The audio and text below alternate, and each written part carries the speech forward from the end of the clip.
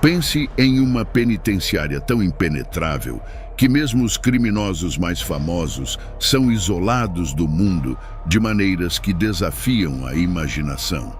Mas será que esse isolamento extremo é realmente justiça ou crueldade disfarçada? O que se desenrola por trás dessas barreiras inexpugnáveis que a torna um lugar mais terrível do que a própria morte? Junte-se a nós enquanto desvendamos as revelações impactantes que transformam a prisão Supermax de El Chapo em um ambiente ainda mais sombrio do que você poderia conceber. Fugas de El Chapo. Em 1993, Joaquim Arquivaldo Guzmán Loera, mais conhecido como El Chapo, evadiu-se das penitenciárias mexicanas em 2 ocasiões distintas. Apesar de ter sido condenado a 20 anos de prisão, em 2001 conseguiu burlar a segurança ao subornar autoridades e fugir escondido dentro de um carrinho de lavanderia. Ele ficou em fuga por 13 anos, antes de ser recapturado em 2014.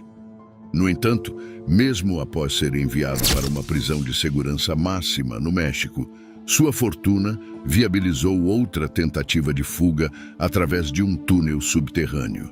Em 11 de julho de 2015, o México foi surpreendido por uma grande notícia. El Chapo conseguiu escapar da prisão novamente. No entanto, essa fuga não foi o único evento inesperado. Mesmo o presidente do México, Enrique Peña Nieto, demonstrou sua raiva e frustração na prisão de segurança Altiplano, porque o criminoso mais procurado conseguiu escapar pela 2ª vez. Depois da investigação, descobriram um túnel construído para a fuga de El Chapo. Este não era um túnel comum, mas sim um labirinto subterrâneo, equipado com ventilação, iluminação em cada passagem e uma escada que levava a um local de construção.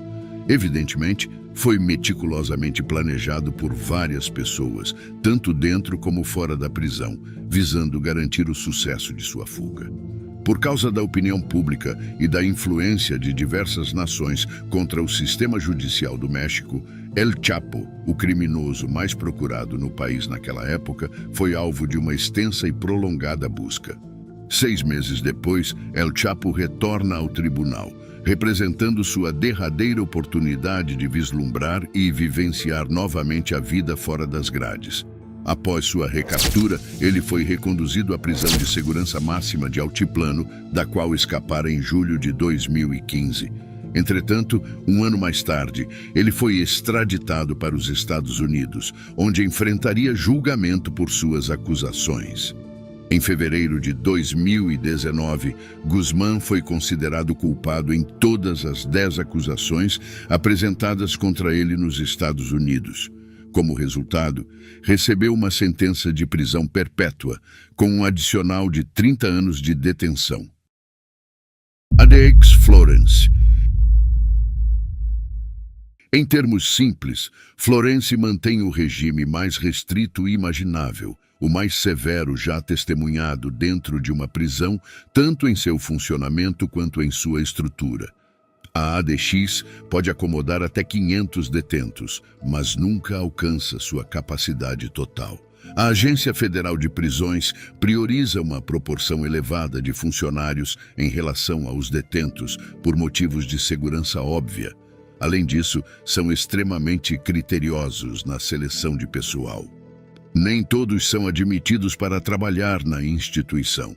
Aqueles interessados devem passar por uma avaliação rigorosa para impedir a entrada de qualquer indivíduo corrupto ou suspeito. Além disso, os guardas são instruídos a limitar ao máximo o contato com os detentos, evitando interações desnecessárias. Isso pode ser facilitado, visto que a maioria das tarefas, como a abertura de portas, é realizada de forma remota. A completa ausência de sons e a impecável asepsia.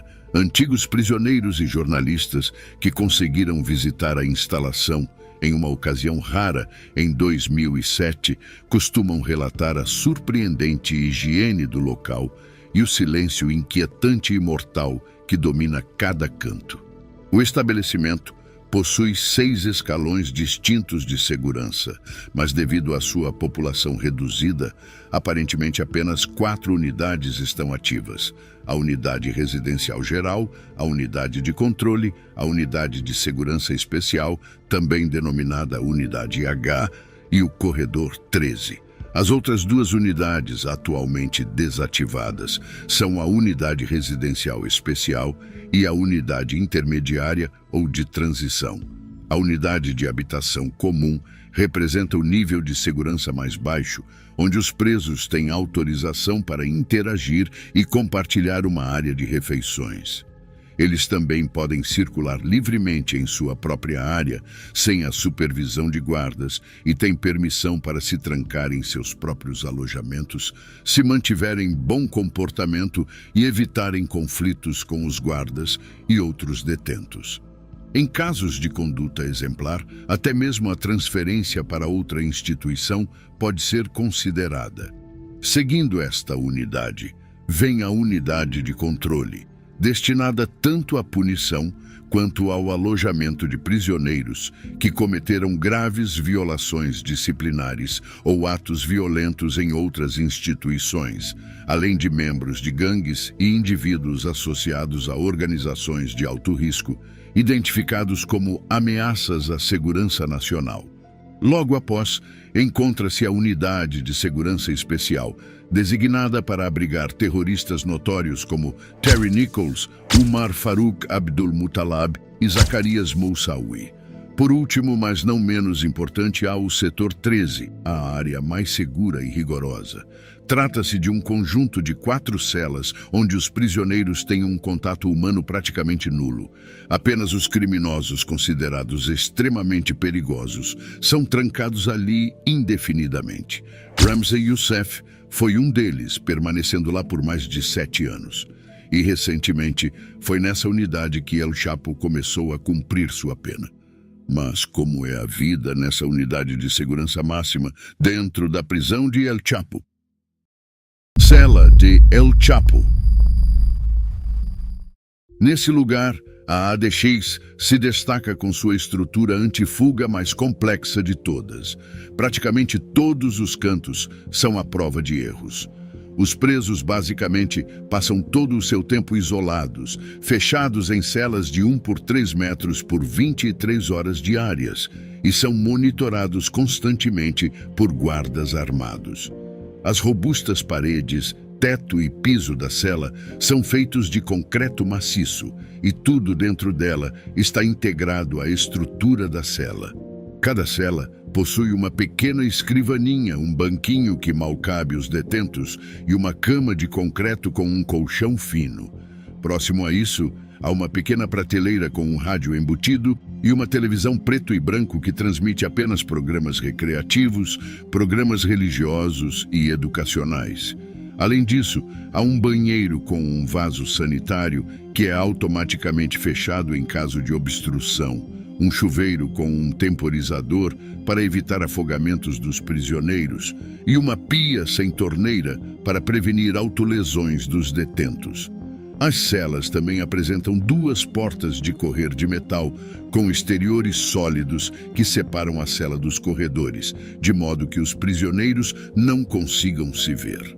Essas portas também impedem que os detentos saibam quando os guardas estão passando ou quando há pessoas na instalação a qualquer momento. Além disso, ajudam a reforçar a sensação de isolamento e permitem que os guardas entreguem a comida aos prisioneiros sem ver seus rostos. Eles recebem principalmente comida amassada para evitar autolesões. Os detentos também não conseguem ouvir uns aos outros, pois as celas são à prova de som que evita que os detentos se comuniquem entre si, nem gritando, nem usando o código Morse. A cela também inclui uma abertura, se você considerar uma abertura tão estreita na parede como tal. Tem cerca de 42 polegadas de altura, mas apenas 4 polegadas de largura.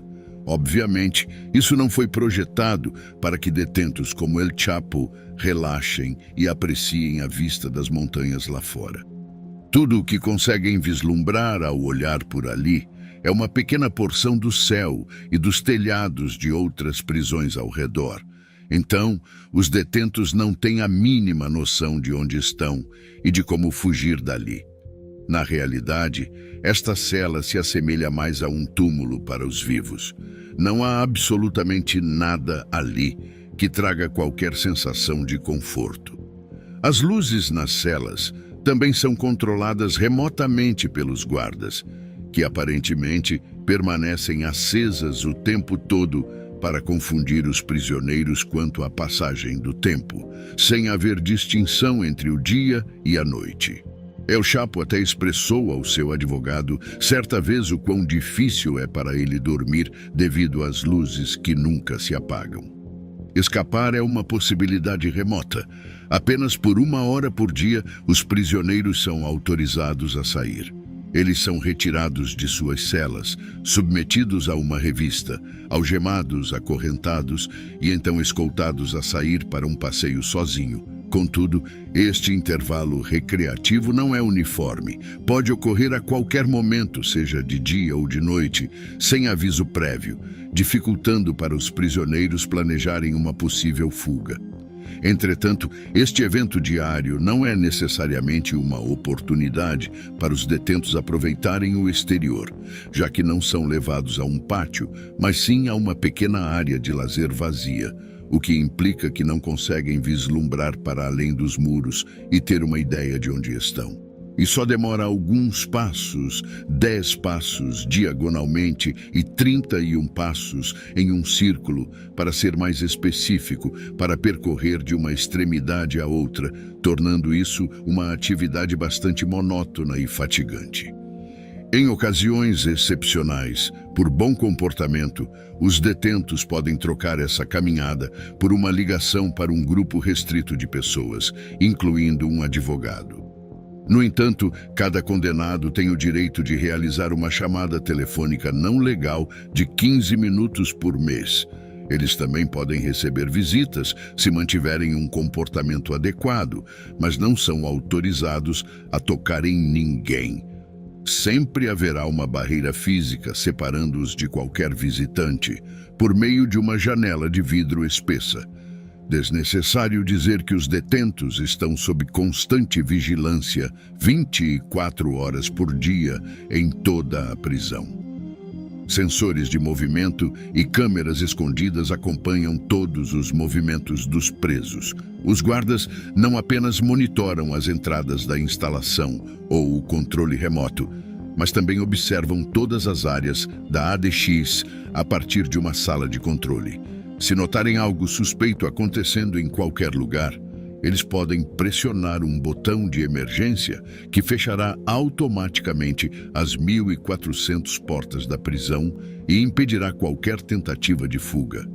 Além disso, essa vigilância remota é reforçada com o uso de tapetes de pressão e sensores de movimento, tanto dentro quanto fora das celas, emitindo um alerta se alguém pisar em um deles.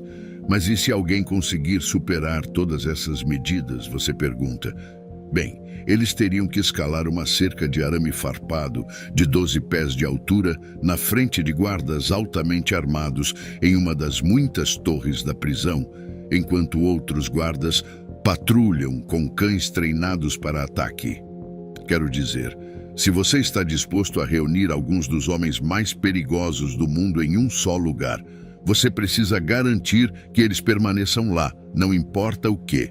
E sem nunca registrar uma única tentativa de fuga, a ADX parece estar mantendo sua reputação.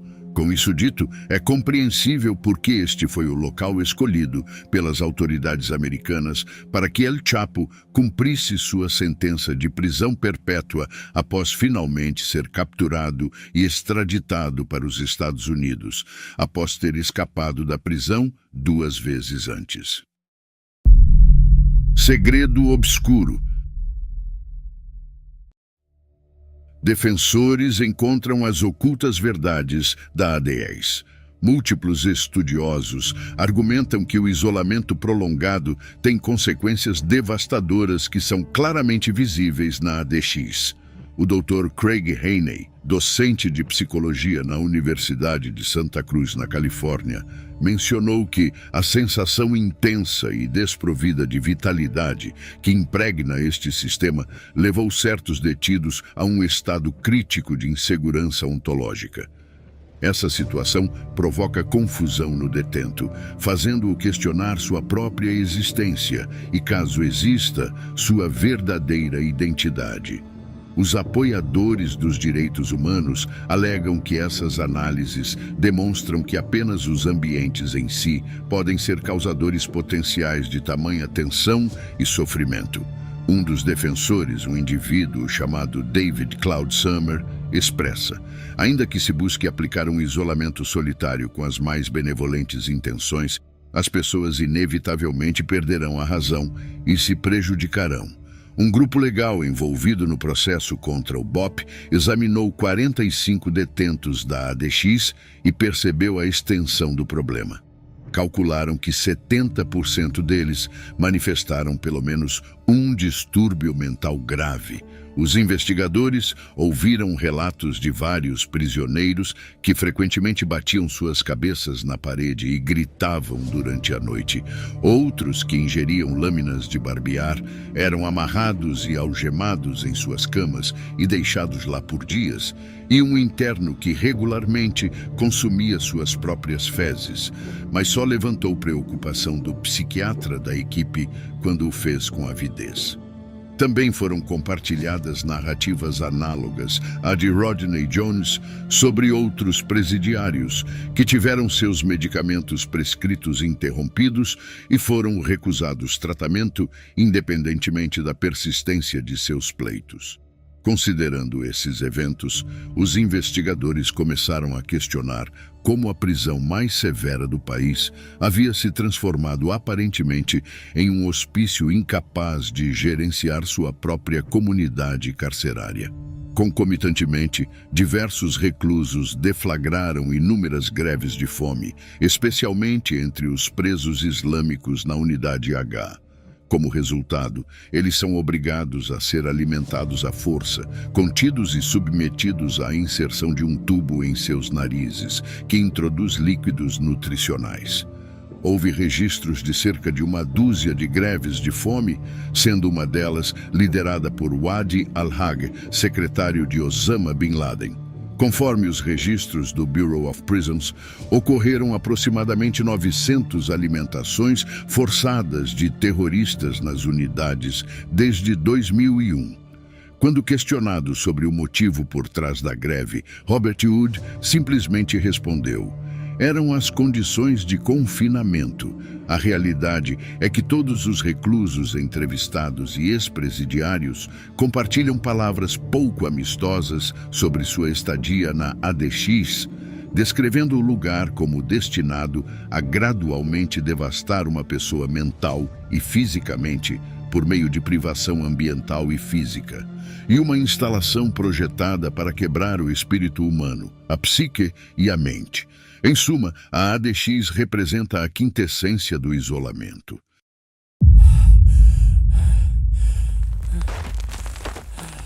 Esperança de fuga.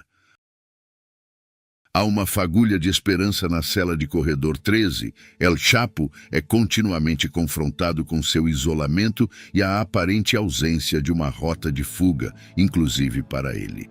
No entanto, alguém pode ponderar se até Alcatraz não era completamente impenetrável. Então talvez El Chapo pudesse burlar a ADX? Vamos analisar. Antes de mais nada, El Chapo precisaria escapar de sua cela. A escavação de túneis não é viável aqui. Em primeiro lugar, ele teria que atravessar concreto extremamente reforçado. Em segundo lugar, ele teria que superar os sensores de pressão, os detectores de movimento inevitáveis e a pequena câmera no teto de sua cela, que registraria qualquer movimento suspeito instantaneamente. Uma alternativa possível seria corromper um guarda, mas essa possibilidade é bastante remota, dado que todos os guardas foram cuidadosamente investigados. A única chance de sucesso seria se os associados de El Chapo sequestrassem sua família ou algo semelhante. No entanto, mesmo se ele fosse retirado de sua cela por um guarda, ele estaria sob vigilância direta da sala de controle. Com apenas um homem movendo-se de cada vez, seria extremamente difícil para ele contornar os sensores de pressão, os detectores de movimento, os guardas nas torres, os guardas e cães do lado de fora e a extensa cerca de arame farpado. Mesmo que El Chapo conseguisse um hacker para corromper o sistema e abrir as portas, ele ainda teria que enfrentar os guardas e cães. A única maneira dele passar por tudo isso seria com um número significativo de seus homens do lado de fora para retirá-lo em segurança. No entanto, esses homens seriam facilmente detectados pela equipe, já que estariam em uma área desolada. E não importa quantos criminosos El Chapo pudesse reunir, é importante lembrar que os guardas da ADX são, na verdade, o exército americano, que provavelmente superaria rapidamente qualquer tentativa de fuga. Além disso, a estrutura da ADX impede que El Chapo ou qualquer outro detento saiba sua localização na prisão, tornando impossível fornecer informações de localização para os homens do lado de fora. Em suma, parece que a única maneira de El Chapo sair da ADX é em um próximo sucesso de Hollywood. O próprio traficante já afirmou que viver em sua cela na instalação máxima de Florence tem sido tortura e a experiência mais desumana de sua vida. Ele relatou episódios frequentes de vômitos, dores de cabeça e problemas sinusais devido às condições opressivas. Sim, parece que não haverá espaço para festas desta vez. A saúde de El Chapo. Os representantes legais de Jeffrey Lichtman manifestaram inquietações, expressando que as circunstâncias do supermáximo equivaliam a uma forma de tortura adicional.